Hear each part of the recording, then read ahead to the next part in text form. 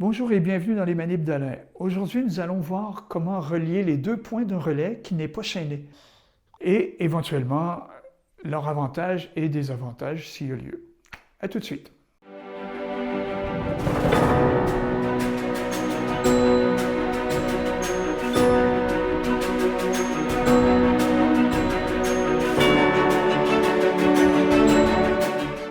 D'abord, un relais, c'est quoi? Un relais, c'est deux points qui vont nous servir éventuellement à redescendre ou à faire venir notre second lorsqu'on est en grande voie pour pouvoir continuer au-dessus. C'est deux points qui sont fixés dans la structure, donc dans la roche, et qui vont être reliés pour avoir une certaine sécurité, en fait. Parce que c'est à cet endroit-là où les chocs peuvent être les plus importants. Mais il arrive de temps à autre, à certains endroits, où les relais ne sont pas chaînés. Si vous êtes en coin, ne vous cassez pas la tête, les relais sont chaînés et bien équipés. Mais en grande voie, il peut arriver que les relais ne soient pas chaînés et il va falloir les relier d'une autre façon. Et c'est ce qu'on va voir aujourd'hui. OK, dans un premier cas de figure, on va avoir besoin d'une sangle et éventuellement de deux mousquetons. Je dis bien... Voilà.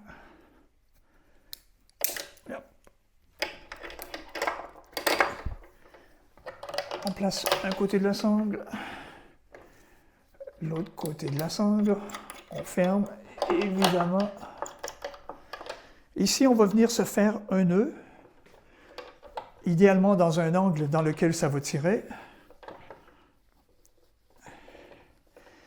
Et ici, on va mettre notre mousqueton de travail. OK. Je le ferme. Je peux me vacher. Si je me vache, ou je me vache sur le mousqueton de travail, ou je me vache à la même place que où j'ai mis mon mousqueton de travail. Donc, si je me vache ici, le mousqueton de travail, lui, on ne l'ouvrira plus. Ici, le relais que j'ai bricolé, c'est sur des plaquettes. Si j'étais sur des points, je peux me permettre de faire une tête d'alouette ici avec ma sangle pour sauver un mousqueton, tout simplement. Mais sur une plaquette, non, on met des mousquetons. Dans un autre cas de figure assez similaire, on peut prendre la sangle, au lieu de faire un nœud pour mettre le mousqueton de travail, on va faire un cabestan avec nos deux sangles sur lequel on va mettre le mousqueton de travail. Là, c'est un peu long. Il faut garder un angle pas trop fermé, il ne faut pas que ça dépasse 60 degrés, sinon ça va tirer trop sur les points et ça risque d'avoir un arrachement. Celui-ci a l'avantage d'être un petit peu plus mobile, dans le sens où si on avait mal aligné notre relais, on peut ne serait-ce le faire bouger un petit peu et la mettre dans le bon sens où ça va forcer. Une autre façon de faire un relais qui a certains avantages et certains désavantages, on va prendre cette sangle-ci, pareil, on le met dans les mousquetons, pareil. Si c'est sur un point rond, on peut faire une tête d'alouette dessus. Ce qu'on va faire, c'est on va prendre une des deux sangles, on fait une petite boucle, on passe le mousqueton de travail dedans, et ensuite on va pouvoir se vacher et installer notre système d'assurage. Il a l'avantage, celui-ci, c'est que d'être très directionnel. OK? Il va toujours tirer de façon équitable sur les deux points. Donc, celui-ci est très valable si vos points sont douteux. Donc, vous allez pouvoir tirer de façon équivalente sur les deux points. C'était une manière qui était très utilisée dans le temps que les gens faisaient des relais sur coinceur. Ça tirait équitablement sur chaque coinceur. Mais ça a un désavantage. Si un des points lâche, on va dire celui-ci, ça va donner un grand coup lorsque vous allez chuter. Vous allez chuter, en fait, de la longueur de ça, ici. Ça peut vous donner un coup et ça peut éventuellement faire péter l'autre point. Il y a une manière d'éviter justement la chute trop longue si un des points lâche. Sur celui qui est douteux ou éventuellement celui qui est le plus haut, on va faire tout simplement un nœud. Simple. Pas trop loin du mousqueton de travail. OK? Donc, il est toujours directionnelle. Et si le point vient qu'à lâcher, mais vous allez chuter de la distance qui vous sépare votre mousqueton de travail du nœud, tout simplement. S'il arrive que vous êtes sur un relais dont les points sont décalés comme celui-ci, rien ne vous empêche de faire un nœud ici, pas trop loin du mousqueton de travail, au cas où ce soit ce point-là qui lâche. Mais de préférence, ou du moins c'est assez important d'en faire un ici, sur celui-ci.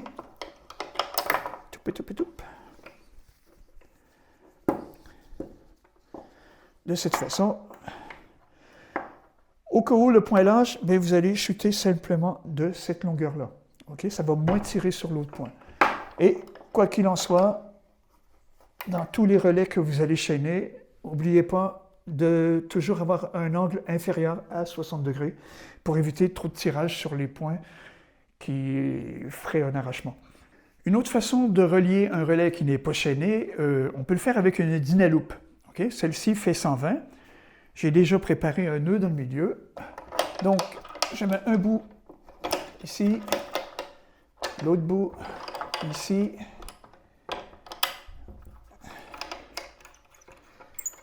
Et éventuellement, on va prendre un brin d'un côté, un brin de l'autre. On va décaler un petit peu le nœud vers le haut et on peut mettre le mousqueton de travail ici. OK, qu'est-ce qui va arriver?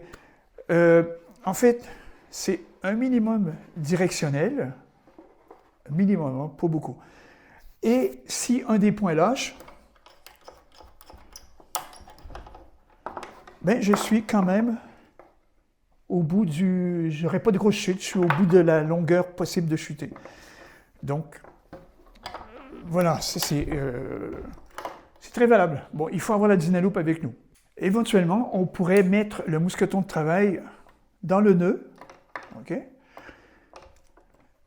Et ça va être tout aussi bien. Si un point lâche, on ne chutera pas plus loin. Mais par contre, ce n'est pas directionnel. Il faut l'avoir placé dans le sens où ça va tirer, c'est notre second chute. OK. Fréquemment, maintenant, on voit les relais chaînés qui sont en décalé. Il va y avoir un maillon rapide sur le point avec la chaîne qui va descendre avec un certain jeu. Un maillon rapide qui va relier la chaîne et un anneau. OK? Habituellement, on va se servir de l'anneau comme mousqueton de travail, ou du moins pour placer notre mousqueton de travail. Et dans ce type de relais, il n'y a pas de tirage sur les deux points. Il y a le tirage que sur un point, et si celui-ci lâche, la chaîne va nous retenir avec l'autre point. Notre système d'assurage n'est pas dépendant des chaînes. Il est dépendant du point, et la chaîne va être là seulement pour en cas d'urgence, au cas où le point cède. On peut installer un relais avec une Dynaloupe, par exemple, de cette même façon. Donc avec la Dynaloupe, je vais faire ce qui s'appelle un nœud de bouline. Je prends la jonction de la Dynaloupe, je la mets à un bout. À l'autre bout, ou à peu près, je vais faire un nœud simple. La dernière boucle, je viens de la passer par-dessus le nœud pour coiffer, et je tire ces deux bouts pour faire ceci. OK? Je vais vous le montrer de plus près tout à l'heure. Donc, je viens placer le grand bout en haut.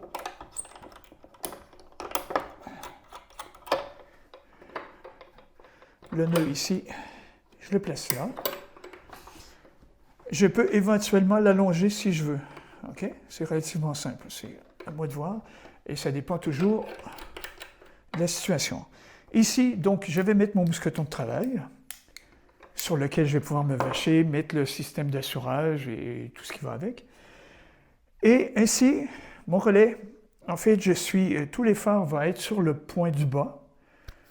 Et si jamais le point du bas lâche, comme pour le relais chaîné, ça va être la Dynaloupe qui va retenir s'il y a un pépin de ce côté-ci. Il ne faut pas que ça soit trop long. Si votre Dynaloupe est trop longue, vous pouvez faire un nœud pour la raccourcir. Voilà. Donc, vous avez le même type de relais avec un nœud de bouline que le type de relais chaîné qu'on voit habituellement dans les places où c'est équipé. Voilà. Je vous le fais de près. OK. Je prends ma Dynaloupe. Je viens faire un nœud simple. OK. La boucle, je la descends sous le nœud. Donc on voit bien. Les deux brins qui sont ici, je vais venir tirer dessus de façon à ce que ça ramène la boucle contre l'autre. Okay? Donc voilà, j'ai mon nœud de bouline. Si je veux rallonger ou agrandir, c'est-à-dire ma boucle, j'ai juste à descendre ici et faire ça. Donc je vais avoir une boucle plus longue. Imaginons maintenant que vous n'avez pas ou plus de sangle ni de Dynaloop, parce que, voilà, pour une raison quelconque.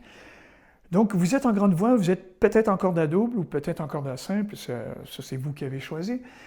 On va voir qu'on peut relier les deux points du relais et en même temps se vacher. Okay? Donc je prends, dans mon cas, mes cordes à double. Je vais faire un nœud de cabestan. OK. Touc. Que je vais glisser dans le mousqueton que j'avais déjà placé. Et je visse. Donc le nœud de cabestan a l'avantage de pouvoir être ajustable. Donc je l'ajuste pour que je sois bien placé selon la configuration évidemment du relais. Avec l'autre bout, ou la suite de la corde plutôt, je peux faire éventuellement un nœud en 8 avec les deux cordes.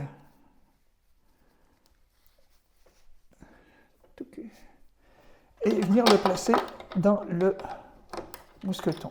Et lui aussi, je le visse. Donc, nos deux points sont reliés. Je suis vaché. Excellent. Donc, ici, avec la boucle qu'on s'est fait, on peut faire un relais avec le mousqueton de travail qu'on a mis ici, qui est directionnel. C'est à vous de voir. Ou si vous avez pris assez long de corde, vous pouvez faire un nœud dans lequel vous allez mettre votre mousqueton de travail, mais qui ne sera pas directionnel. Okay? Voilà, c'est un choix. C'est à vous de voir, à vous d'ajuster selon ce que vous avez comme possibilité. Cette situation-là peut être faite aussi si le relais est décalé. Donc, avec le relais décalé, je recommence la même chose.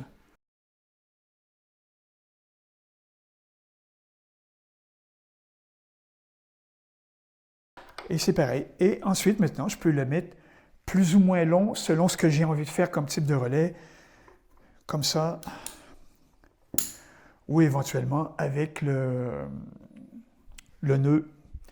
Voilà, c'est pareil. Je pourrais même le mettre plus court et tout simplement me servir de ce point-là pour faire mon système d'assurage. Donc, vous avez vu qu'il y a différentes façons de relier les deux points d'un relais lorsque vous êtes en grande voie. Et différentes façons aussi d'installer votre système d'assurage. Je ne dis pas que toutes les manières que je vous ai montrées sont les seules qui existent, il y en a possiblement d'autres, mais celles-ci sont sécures. Okay? Voilà. Après, c'est à vous de voir selon le relais, comment vous êtes installé au relais, comment les points sont placés et de quel côté va arriver votre second. Donc, voilà, c'est à vous de voir. Et comme d'habitude, quoi qu'il en soit, avant de vous lancer, pratiquez-le sur des relais écoles qui sont au pied des voies, des fois, ou à votre propre mur. Voilà, c'est à vous de voir, d'installer un faux relais comme ici, et puis de pratiquer. Donc, pratiquez-vous, entraînez-vous bien, et puis grimpez bien, et surtout, à la prochaine.